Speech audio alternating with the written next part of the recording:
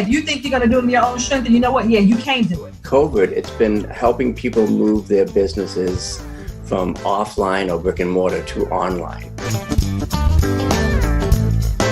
Systems are more important than skills as an entrepreneur today. It's totally okay to reinvent yourself multiple times, especially when you're an entrepreneur. Welcome to Profitable Coaching Conversations with Wendy Y. Bailey.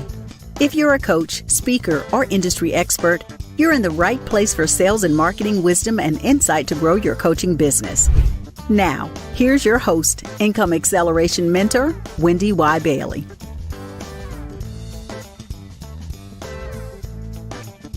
Hello again, everyone, and welcome to the show. As always, I'm excited to bring a wonderful conversation to you with another amazing guest, Dr. Flora Brown. Now, I want to make sure you guys know, Flora and I have known each other on social media for a long time. I think we were both early adopters, and so we've kind of watched each other from a distance. We've connected a couple of times here and there. We've had mutual friends. And I'm just delighted that she's here today. You have a 20-year career as a teacher. You have a bachelor's, a master's, and a PhD from USC, the University of Southern California. Let's get into talking about what you're doing these days, Dr. Flora. What I'm doing these days is writing and coaching other people who want to write their life stories primarily. At one time, I was helping people, and I still do to some extent, who want to publish their books.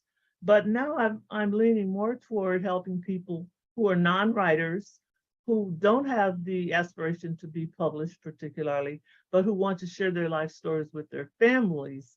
And that's what I'm doing more of these days than anything. I love that. So I know you're certified in publishing. How have you used the skills that you gained from that designation and that training to do what you do today, helping people to document their life story for their families? One of the things that I have as experience that I think helps me and helps me inform people I work with is that my first books that I published were actually published by major publishers back in the day when I was still teaching. And that helps because that puts me inside of traditional publishers, within their purview to see how they work, how they put their books together, working with a team and so forth. That enabled me when I retired and wanted to write my own books for the trade, meaning for the general public and not for specialized audiences. That helped me to be able to compare what it's like working for Random House versus doing my own thing. And so now I have experience in what it was like to work with a traditional publisher and also what it's like to be a self-published author. And that helps a lot because people come, there's no way for people to know if they're not in the field, what the do's and don'ts are, what they can expect. And they have a lot of misconceptions. So that gives me a lot of maybe a leg up. And I also did a lot of blogging. I've written a lot of poetry. So I have quite a bit of experience. And I've worked with junior high through university levels. I actually, earlier you said I had 20 years of experience. It's actually 40 because I spent teaching, yes. And then I didn't even count how many years since I've been retired. Yeah. But it makes a difference to have worked with a wide variety of people and worked from the inside of traditional publishers and then also worked with self-publishing and some very outstanding self-published authors. Yeah, I know you're the author of 15 books yourself. What do you see as the big difference between self-publishing and traditional publishing? Like if you're talking to someone, I know it's a lot, but I've self-published 2 books and I have 2 more coming out this year. Okay. So I'm interested in hearing what are the differences? What are the distinctions between those 2? All right, the first big distinction is that a traditional publisher's main goal is to make money. They're in the business of making money. The average self-published author's first priority is often passion. They are interested in passion And they, of course, may want to make some money too. But if you don't start off with the intent to make money, you're going to start off going a different direction. So many people don't realize that. So if you say you're going to self-publish, you really are saying that you're going to take on the task of what a traditional publisher does. And marketing, promoting, all of that. Exactly. And you are going to need to do it in a different order than we think, because we don't know, coming in, we don't know that you need to be competitive with what's out there. So you need to research. You need to it's really ideal to have your book cover and your title figured out even as you start writing, and start marketing long before your book is ready. So if we think about people like, just pick any famous author, like when Michelle Obama's book came out, I remember she was pre-selling it at least 10 months out. Wow. So you could buy her books, you could buy her book, and you knew you weren't going to get it for 10 months because she was still writing it. But that's what serious traditional publishers do, because they're in the business of books, and we're often in the passion. And one of the saddest things is for a self-published author not to believe me when I tell them that, and think that if they get their book finished, they get it up on the shelves, it's just going to sell by itself. And then they are very disappointed when the sales don't just roll in. So when you say you're self-publishing, what you're saying is, I'm setting up my own publishing company. That's what you're doing. It's not solo publishing. It's means you are now the owner. You have to hire. You need all of the same services that a traditional publisher has. You need those same services. You need an editor. You need a copy editor. You need to know the difference. You need to have a proofreader. There's a lot. I'm listening. I'm like, there's a lot that I didn't even know, And well, we think we're going to be able to do it ourselves. And some gurus will give you that idea that you can do it yourself. Well, you could, if you're willing to spend the time in learning all those skills. And those skills are not, quick. You've got to really spend a lot of time. And then on top of that, nowadays, the marketing has gotten to be much more difficult in many respects, because places like Amazon, now they have ads, and then there are a lot of rules and guidelines. And when I first started, I don't think most of the social media we use now wasn't even out yet. Yeah. So there's a lot more to it. Shop, they have their own way of doing everything, so it makes a difference. As I was listening to you, what I was thinking is there's a lot I have to learn even after publishing 2 books. There's a lot I have to learn, because my whole attitude with those 2 books, and even the 2 that are coming out this year, has been, I'm not writing a book to sell books. I'm writing a book because of the authority it gives me in the marketplace. So that's been my attitude. And I guess that's kind of the passion part of it that you right. And there's nothing wrong with that, as long as you recognize that going in, and then don't get upset when your book doesn't fly off the shelves, because getting authority, and there are a number of even sometimes people who could make a lot of money, sometimes they want the authority of having a book. A book is not just for the information, it's also for authority. And that's been a long time. That's been around from the beginning of time. If you were an author, authority, the word authority has author in it. And it does make a big difference. So there's nothing wrong with that. It's just that you have to decide what is your primary goal. And there's some people who write just to, let's say, to give the book away. They are on a mission, and they are trying to get certain information out there. They don't care about it making money. They foot the bill, because that's another thing. If you're a self-published author, you are footing all the bills. Yes, you get to make the decisions, but you also put all the bills.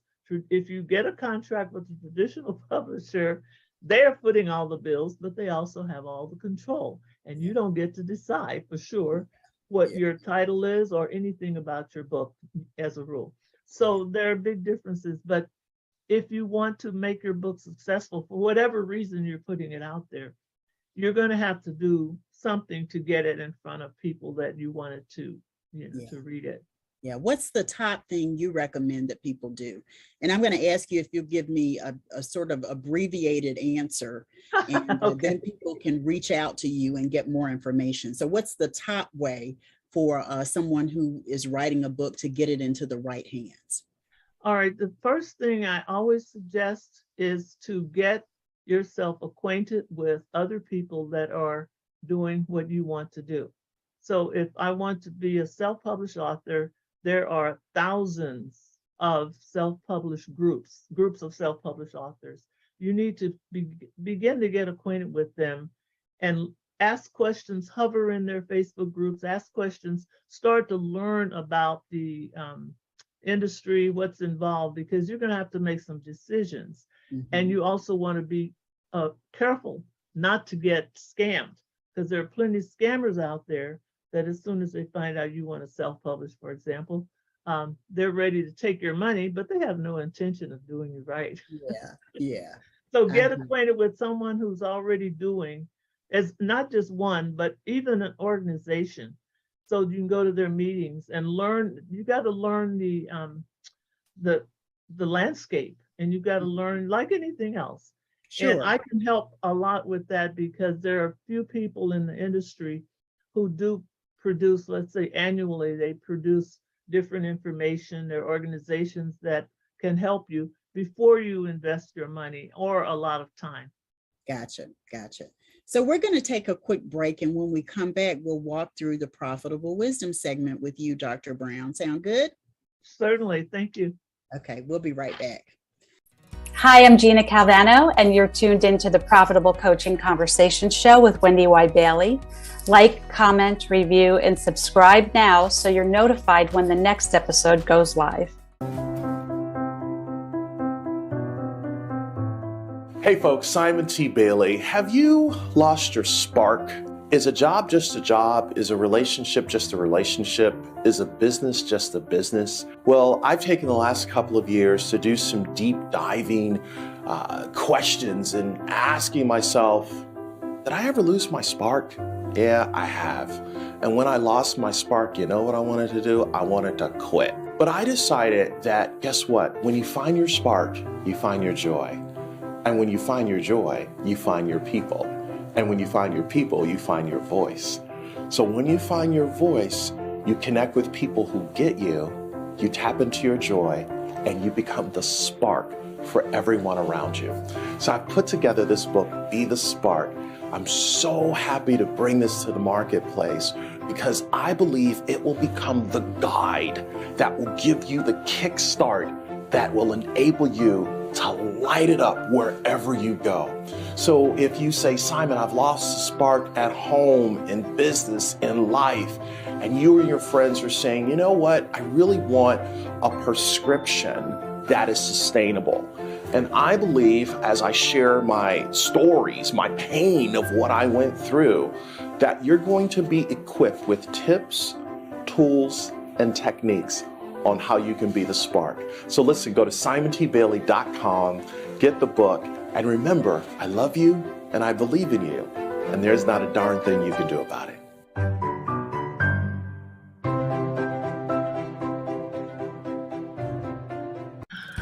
Hi, I'm Dr. Flora Brown, and you're tuned in to the Profitable Coaching Conversation Show with Wendy Y. Bailey. Like, comment, review, and subscribe now so you're notified when the next episode goes live. Back, we are talking with Dr. Flora Brown about this whole book publishing, book writing thing. But I want to get into our signature segment because I know there's just so much wisdom you can share around that. You ready? Yes. Okay, awesome. So who has had the greatest influence on you in your life? The greatest influence in my life have probably been my teachers growing up, because they believed in me and gave me a lot of encouragement in my writing and speaking, and my mother, who made sure that I had whatever I needed for whatever I wanted to pursue. Nice, nice. And what about the best business advice you've ever received? some of the best business advice I ever received was probably when I was in the gift basket industry, which you didn't know about. No, I didn't. You said that and I was like, really? When did you do that? And Okay. that's because I'm one of those people that I always seem to have my feet in two different camps. I've always been a teacher, but I also was an entrepreneur. And by going into that business on the side, I really was doing it in preparation for retiring, thinking that's what I would do. I got some great business advice from the various vendors that I worked with, because of course, in that business, you're definitely focused on profit and you've got to focus on inventory and all of those things. I got some great advice in that industry and it continues to help me, even though I'm not there anymore. I hear you. And what's the largest single sale you've ever had in your business? And it doesn't have to be this one, but what's the amount? What were the circumstances? And what did you do to celebrate? I think the largest would probably be this was back in the day, in the 70s maybe, when Okay. I co-authored my first language arts textbook. And the first royalty check I got, I think they paid you in a year at a time, not monthly. So it was probably about $11,000, which was a lot of money. In the 70s, that's a lot of Yeah, money. that was a lot of money. Yeah. And one what did chunk, that's a lot in 2022 as well. That's So I true. get it. I get it. And especially doing something you love to do anyway, and something I had a lot of experience in language arts teaching. Yeah. What did we do to celebrate? We were pretty low key about it because I had 2 or 3 children at the time.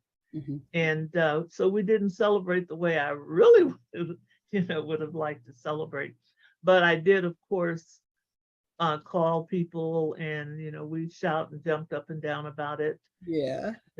So yeah, I didn't celebrate the way that I would do these days, probably. Yeah. But the thing that I know from talking to so many people, Dr. Brown, is, when you are in the moment and you're celebrating whatever that looks like, as you grow and mature, what you find is you understand a different way to celebrate. You understand the need to celebrate differently. That's So, right. some of that comes with time and age and experiences and wisdom. So I get it. I totally get that. What has helped you move through those times when you felt like giving up in your business? I've always had the belief that, first of all of us need help from somebody. And I've always had the belief that I can get help from people. And I've been fortunate to be around a lot of people. That has helped me a lot to be able to go to someone and get some help. But I also have a very deep belief in the universe and in being able to manifest what I want by focusing on it, believing in God, and not in necessarily the typical religious way that people think. But I very much believe that, because I've had a number of instances in my life where I've wanted to achieve something, and by focusing on what I wanted and either meditating about it or proceeding to see what I needed to do to get it, I've had a number of cases where those things have come to be. So I just have a great belief that I can manifest what I want if I can really focus on it and want it badly enough, like a little kid who wants a bike at Christmas. Yeah. That's all they can think about. I love it. So what's your greatest personal accomplishment outside of your business? Outside of my business, my greatest personal accomplishment has been my doctorate, because I did not get the doctorate for the usual reasons. I wanted a doctorate because when I was a little kid, I was surrounded by educators who had PhDs, and I loved school. And I asked one day, what is the highest degree you can earn? I'm thinking I want to stay in school as long as possible because I love school. Wow. And someone said a PhD. And I thought, oh, well, when I get grown, I'm going to get a PhD. So that was planted in my mind as a kid. When I hit 30, and I sort of reassess my life every 10 years. When I hit 30, I was teaching and I had not gotten my doctorate yet. And by then I had 2 children, and I was able to manifest not only the way to get it, but to get it in a way that I did not have to pay anything out of pocket. Nice. I was just led to this grant. I went through the procedure, and the grant, it really is interesting because I had to work full-time on this doctorate, which meant I had to quit a great job. But as it turns out, I needed to in order to. So that was a personal achievement, which kind of shocks people because they think that I got it for, being able to make more money on my job or something like that. No, it's just a childhood dream. And I realized when I hit 30, I needed to get out that dream. It was time. I love it. I love it. So we're going to come right back, and I want to hear your nugget, your parting thought that you want to leave everyone with. Okay, we'll be right back. Being a member of a business mastermind can lead to exponential growth in your coaching business and in your bottom line. But how do you know if the mastermind is right for you? The right mastermind offers an opportunity for you to discover new growth insights and proven business strategies while putting them into practice with the right tools to grow and scale your coaching business. The right mastermind connects you to other high-achieving coaches so you can partner and collaborate. The right mastermind guides your efforts to grow and scale your coaching business. In just a few days, I'm hosting an information call so you can discover how to reserve your seat in the Profitable Coaches Mastermind. You can get all the details at profitablecoachesmastermind.com. You're invited to join this group networking and strategy call, and it's absolutely free. And so is the mastermind. That's right, the Profitable Coaching Mastermind is a high-value complementary opportunity for you to discover how to grow your coaching business. It's also a hands-on workshop designed to offer strategy to scale your coaching business. It's also an activation session with implementation tools you can use to grow and scale your coaching business. That's right, the Profitable Coaching Mastermind is totally complimentary. So save your spot so you can discover how to join the mastermind. This is not a sales call. Nothing will be sold. There will be no selling. There will be no offer. It is an opportunity, so save your spot. This is your opportunity for a collaborative interview, and you get to ask questions and get answers. Hi, Income Acceleration Mentor Wendy Y. Bailey here, and I'm so excited about the Profitable Coaches Mastermind. The information call is designed to give you a little bit more information about it and for you to sort of decide if it's the right time for you at this point. Remember, the information call is complimentary, and so is the mastermind. I'm so excited about it because I got to tell you, I have pulled 3 key pieces out of my body of work. We're going to talk in the mastermind about predictable coaching income. We're going to talk about business operations. And we're also going to talk about how you put your productivity into overdrive to create the sustainability in your coaching business. So be sure to sign up for the information call. I'm going to give you all the skinny when we meet. And I hope to see you in the mastermind as well. See you then. Hi, my name is Ann Betts, and you're tuned into the Profitable Coaching Conversation Show with Wendy Y. Bailey. Please comment, like, review, and subscribe now so you know when the next episode is live. Hi, I'm Dr. Denise Dennis, and you are tuned in to the Profitable Coaching Conversation Show with Wendy Y. Bailey. Like, comment, review, and subscribe now so you're notified when the next episode happens. Hi, I'm Dr. Roberta Shaler, and you're tuned into the Profitable Coaching Conversation Show with Wendy Y. Bailey. Make sure that you like, comment, and review. Subscribe now so that you will know when the next episode goes live, and you'll be glad you did. So welcome back to this conversation with Dr. Flora Brown. She's been talking a lot about what she does and how she supports her clients who are writers and authors who want to be the authority, who want to be published, whether it's self-publishing or traditional publishing with a company. We've learned a lot, I hope you have, through our conversation. But if there's one thing you want to leave our viewers and listeners with, what is the nugget that you want them to walk away from our conversation, knowing, believing, understanding that maybe they didn't know before we started? Okay. I want people to believe that their life story matters, not just for them or for their family, but for the rest of us as well. They do not have to have had a spectacular life in the traditional Hollywood sense, but you never know when your story that you can share with someone, preferably in writing, can save someone else's life, can give someone encouragement, and most important, it helps you focus on what you have done in your life that has really made an impact on others. And we don't realize that until we write our life stories. So I urge everyone, whether you are skilled at writing or not, and it does not have to be a long book, by the way. It can be short, but your life story could help someone else and maybe even save someone's life. So don't hold back on writing it. Yeah, thank you so much for that wisdom. I appreciate you coming on the show and having the conversation with me. Thank you so much. You're welcome. Yeah, awesome. So we'll be back with another episode in the future. Be sure to check out the after party at profitablecoachingsociety.com. We'll see you next time with another amazing episode. Take care, everyone. Bye-bye. Bye-bye.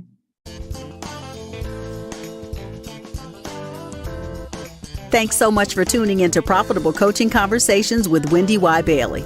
Be sure to join us at the after party at www.profitablecoachingsociety.com.